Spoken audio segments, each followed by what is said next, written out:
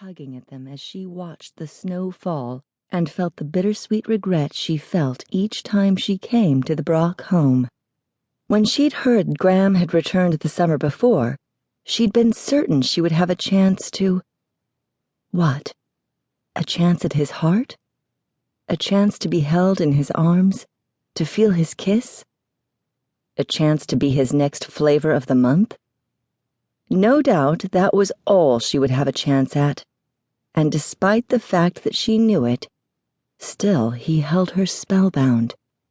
No matter how hard she looked, no other man measured up to him, and no other man or woman could steal her attention from him. She missed him. He seemed to be absent from home more often than not in the past months. His current little love bunny, damned if she could even remember this one's name, lived just outside Louisville. Graham drove out to see her often enough that Kai had begun worrying if Graham was more serious about her than he let on. Lyrica did more than worry. She often tormented herself with the fear that he was falling in love with the cool, sophisticated blonde. She hated him for the very fact that this woman had lasted longer than the others. She often hated him for the fascination she didn't want to have for him. A man hadn't played into her plans for the future until she'd met Graham Brock, until she'd stared into his golden brown eyes like dark amber and become trapped within a world of fantasy, hunger, and need that she had yet to escape from.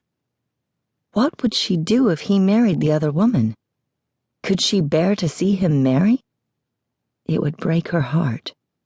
The sound of the living room doors opening once again pulled her from her thoughts as a drowsy smile curved her lips. "You know, Kai," she commented as she heard the doors close again before several steps were taken into the room. "Maybe we should have just called the guys and told them we were scared here alone after all. I bet they would have been right here on those snowmobiles, and then we could have just gone to the apartment." Her brother and cousins had made the offer to come out for her hours before, and she knew they would have enjoyed the chance to use the snowmobiles they rarely got to ride anymore. That really wouldn't have worked for me. Eyes wide, her heart suddenly racing in her chest, Lyrica found herself staring into Graham Brock's dark amber gaze as he stood behind the couch.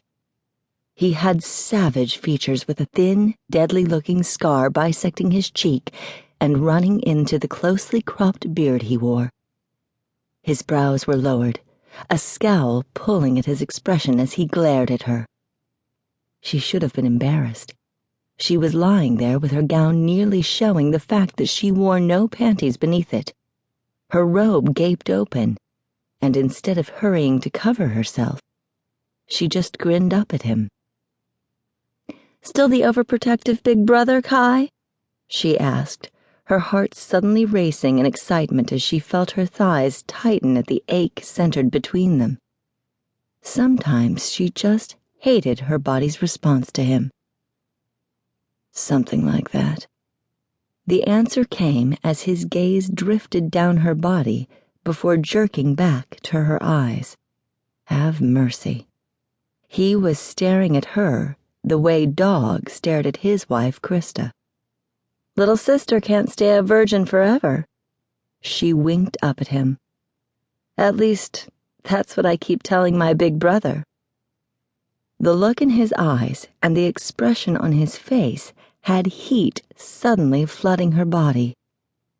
Graham rarely looked at her with the full strength of that dark hunger that lurked in his gaze. Sometimes she caught a glimmer of it, but never had she felt the full force of all that sensual, erotic hunger. She was feeling the full force of it now. She licked her lips nervously, stilling as his jaw tightened and his fingers gripped the back of the couch as though to keep himself from reaching out for her. Did she really want to be his flavor of the month? Was there a chance she could be something more? "What the hell are you doing here?" Moving around the couch, he strode to the fire to grab the poker and prod the burning wood viciously.